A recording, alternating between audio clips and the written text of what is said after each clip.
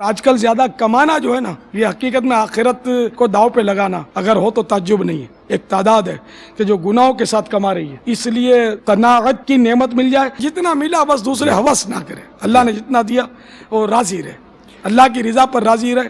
یہ حل من مزید کا جو نعرہ لگاتے ہیں اور ملے، ایک دکان دوسری دکان تیسری دکان، ادھر شاخ اس شہر میں شاخ، اس ملک میں اس کی مطلب شاخ کھلے، یہ سب بہت خطرناک ہے. یہ ہوس جو ہے نا یہ دے ڈوبتی ہے بندے کو. امام غزالی علیہ رحمۃ اللہ الوالی نے بڑی یعنی کہ وہ پیاری ہی کہیں گے، ظاہر روایت تو پیاری ہوتی ہے لیکن بہت عبرتناک ہے. یہ قیامت کے روز ایک کری منظر بہت بدصورت بڑھیا نظر آئے گی اور وہ بولے گی کہ تم نے مجھے پہچانا؟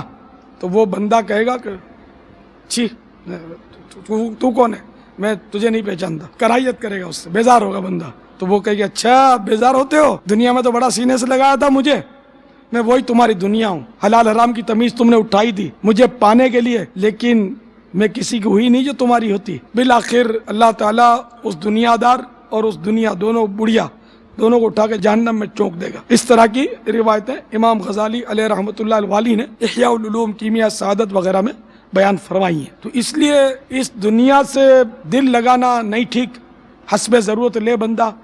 اور جو دنیا آخرت کو نقصان نہیں پہنچاتی وہ بری بھی نہیں ہے. ماں باپ کی خدمت شریعت کے دائرے میں رہ کر یہ مذموم دنیا نہیں ہے. بال بچوں کی پرورش، ان پر خرچ کرنا، ان کے لیے کمانا، یہ مذموم دنیا نہیں ہے. طلب الحلال واجب علی کل مسلمین کا حکم حدیث پاک میں موجود ہے کہ طلب حلال ہر مسلمان پر واجب ہے. تو اس لیے وہ ضرورت کی قدر کمائے، لوگوں کے سامنے ہاتھ نہ پھیلائے، مگر یہ کہ وہ شریعت کے مطابق کمائے، ایک ذرہ بھی حرام کا نہ لے، ورنہ اولاد کھائے گی آپ پھنس جاؤ گے. واللہ تعالی اعلم ورسولہ اعلم. صلی اللہ تعالی علیہ وآلہ وسلم. جیڑا تکدا ایک واری او تکدا ہی جاندا اے،